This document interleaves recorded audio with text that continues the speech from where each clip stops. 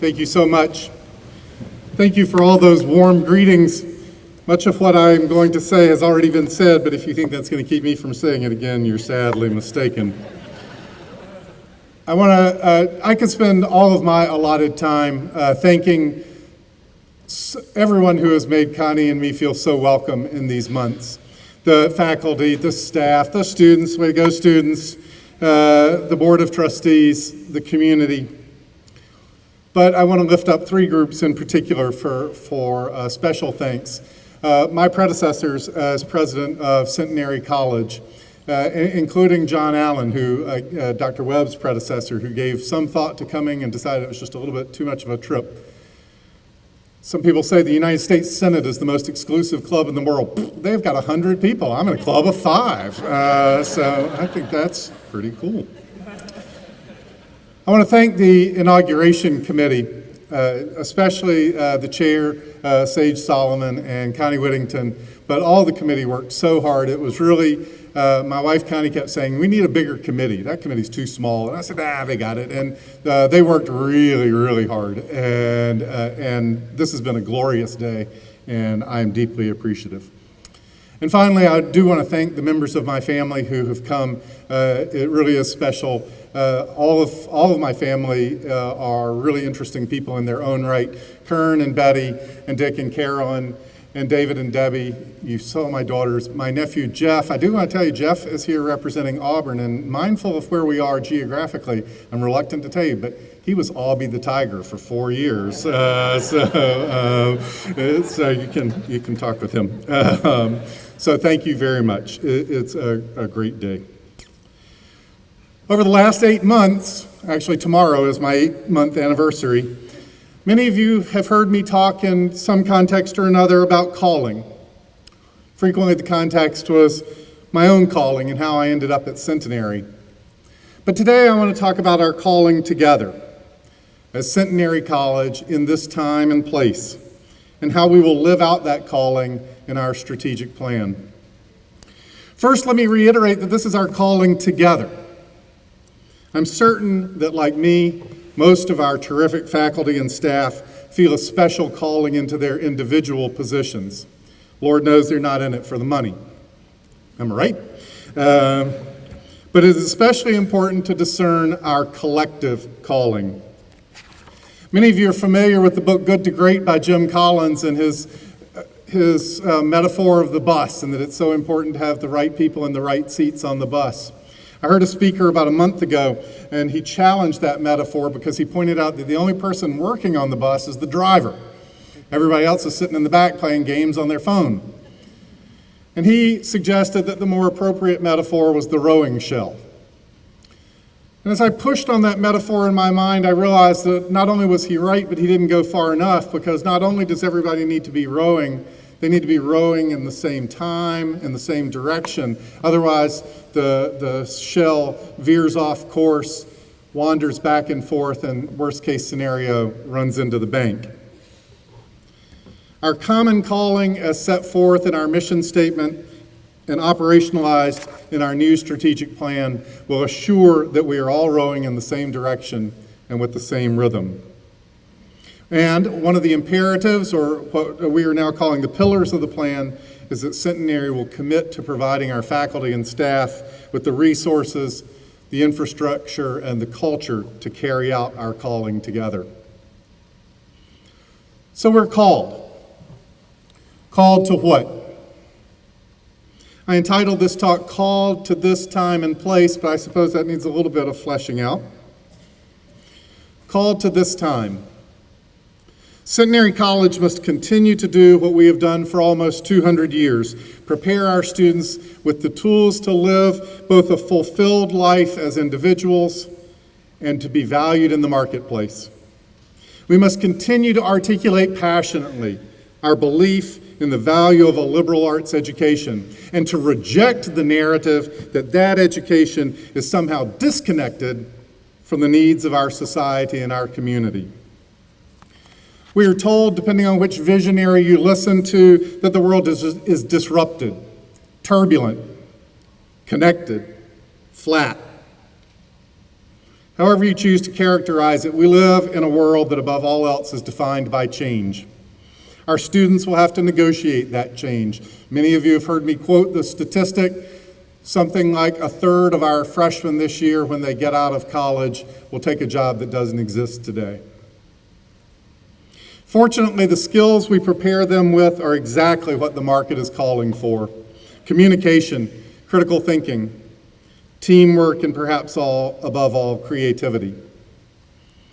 One of the few things that seems reliably predictable about the future is that anything that can be automated will be. I heard an anecdote a few months ago, and my friend Rick Bateman from BIPSI, the chancellor of BIPSI, who I'm honored to say is here today, recently told me that the exact source is Tom Friedman. And he says that the factory of the future will consist of a machine, a man, and a dog. The man is there to feed the dog is there to make sure the man doesn't touch the machine. As it has been since the Industrial Revolution, tasks that involve essentially repetition without creativity will be done by machines. It's just that the machines have gotten so much better. In the end, though, we still need people that have the creativity and agility of mind to solve the problems in the first place. Some of you may have seen Mark Cuban's comments to Business Insider a couple of weeks ago. Now, I know we have some Texans here, including my brother Dick. I can't comment on Cuban's prowess as an NBA team owner, but I know he's got a good track record as a businessman and forward thinker. He said, quoting, "I personally think there's going to be a greater demand in 10 years for liberal arts majors than there were for programming majors and maybe even engineering. Because when the data is all being spit out for you, options are being spit out for you, you need a different perspective in order to have a different view of the data. And so having someone who is more of a freer thinker, we won't talk about his grammar, but having someone who is more of a freer thinker, that's precisely the original meaning of the word liberal in liberal arts. One of my colleagues says we need to be teaching our students, helping our students learn uniquely human skills. I think that's a wonderful phrase. In our strategic plan, we address both the curricular and co-curricular experience. We know that as much student learning takes place outside the classroom as inside the classroom. So we'll emphasize the need for a coherent experience that allows students to make meaning from all aspects of their time here. We will continue to emphasize the need for our students to be exposed to the global community they will work in, building on the programs that have made Centenary the college with the highest percentage of students that have an international educational experience. That's something to be extremely proud of, and we will continue to shout that from the rafters.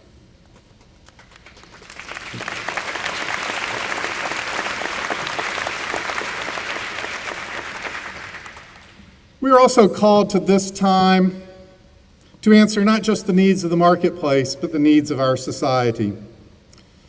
The oldest tradition of the Academy, as David Barlow pointed out, no, it wasn't David.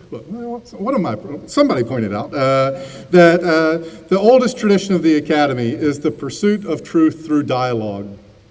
We are all descendants of Socrates, who taught through questioning, through asking his students to examine their ideas, pushing at the weak spots, revealing the critical core. Iron sharpens iron, the Bible tells us. Disagreements are not inherently wrong. We seem to have turned away from the idea behind the phrase, reasonable people can disagree. Today, if you don't agree with me, you must be evil, stupid, or disloyal.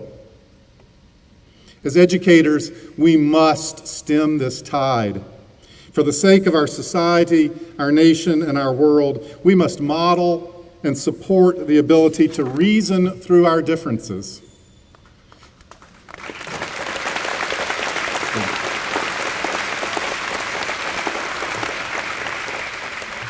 And to be able to acknowledge our own fallibility. Oliver Cromwell said, "I beseech you by the bowels of Christ to think it possible you may be mistaken."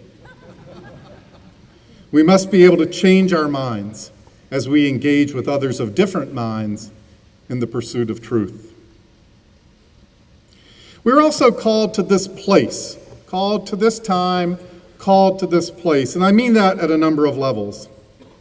At the most local, Centenary needs to be actively engaged as an anchor for the Highlands neighborhood. We want to be partners with other institutions, agencies, and individuals to bring about a safe and dynamic community. We'll continue to make our campus spaces available and welcoming for our neighbors. Moving outward, one of the pillars of our strategic plan from the very beginning has been to enhance Centenary's position as Shreveport-Bossier's College. We've been here for 109 years, 110 years next year, obviously, math major. As a private, residential, liberal arts college, we play a unique role in this community. It is a role that is valued by many of the leaders in our community who have benefited from exactly this kind of education, whether here or at our sister institutions around the region and the country, some of whom I am so honored to say are represented here today. While Centenary is small, our economic and cultural impact is significant, and the presence of a great liberal arts college in the community is an important factor in businesses and individuals' decisions to locate here. We will be a part of the revival of our city and area being so ably led by Mayor Tyler.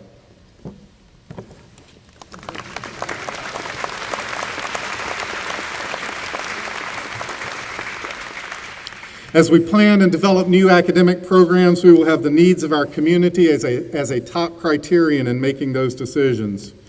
Building out from the success of the Center for Family-Owned Business, we will be working to help our Shreveport-Bossier workforce address their requirements for continuing education and other types of non-degree education. We need to work with our higher education partners in this area. I am accustomed to working in a strong consortium of colleges and universities. I truly believe that we are not competitors. We each have our own institutional charges, our own strengths that we bring to the table. At Centenary, we look forward to working with our other great institutions in the area to help our students have clear pathways to success. The student experience today is sometimes referred to as swirl, as students move back and forth between colleges, back and forth, and sometimes back again. We will work with our friends in this area and in the state and in the region to give those students clear paths to success. One of the goals we've identified is to build on our strength as a cultural center for the Arklatex region. From the firm foundations of the Meadows Museum and the Marjorie Lyons Playhouse, from our music program, including the world-traveling Centenary Choir, we can go farther. Our provost, Dr. Jennifer Ward, thank you, Jennifer, has insightfully identified that we sit at a unique cultural crossroads. We can draw on the Cajun and Creole heritage of southern Louisiana, the cowboy culture of Texas, the Ozark legacy to our north, and the Mississippi River traditions to our east. This rich tapestry, I think, offers untapped potential to both showcase and study the way these cultures live and interact, how we tell stories, and how we can preserve our roots. Finally, we are called to both this time and place by our heritage and history with the United Methodist Church. I am honored that so many clergy accepted my invitation to join the academic procession. Centenary is proud of its many graduates who are serving churches in both ordained and lay roles, and we will be building and strengthening the Christian Leadership Center, as well as our ties to the conferences, both in Louisiana and Texas, the local churches, and the Perkins School of Theology. There are also some exciting new opportunities being developed among the consortium of United Methodist colleges and universities, and we'll be hearing more about those in the months and years to come. As we do all of these things and others, including strengthening our athletics program where we sit, we will accomplish our most immediate need to grow enrollment. Centenary will always and proudly be a small school, but it is no secret that we are currently too small. I am confident that we are putting in place strategies and plans that will bring us more students while not compromising our academic standards or diminishing the quality of our student experience. As many of you know, Although I'm a lifelong United Methodist, I spent the last 16 years working at a Franciscan college, one of the reasons we sang the hymn we did, referencing back to St. Francis. He's a fascinating man. He's much more complex than the little figure sitting on the bird bath. And he shares a lot, actually, with John Wesley, but that's a topic for another day. In his final moments, as he waited to join who he called Sister Death, he turned to his followers at his bedside and said, "I have done what is mine to do. May Christ show you what is yours." As a community, we have spent the last several months discerning what is ours to do. And now it is time to move to action. Some of you have heard me quote Dr. Martin Luther King. It's one of my favorites. He said, "We are now faced with the fact, my friends, that tomorrow is today. We are confronted with the fierce urgency of now. In this unfolding conundrum of life and history, there is such a thing as being too late. Procrastination is still the thief of time. The tide in the affairs of men does not remain at flood, it ebbs. We may cry out desperately for time to pause in her passage, but time is adamant to every plea and rushes on. So must we. I truly believe we have a bright future together as a college and a community. I am humbled to be entrusted with the legacy of this great college and excited to lead it toward its third century. So indeed, forward, Centenary. Thank you.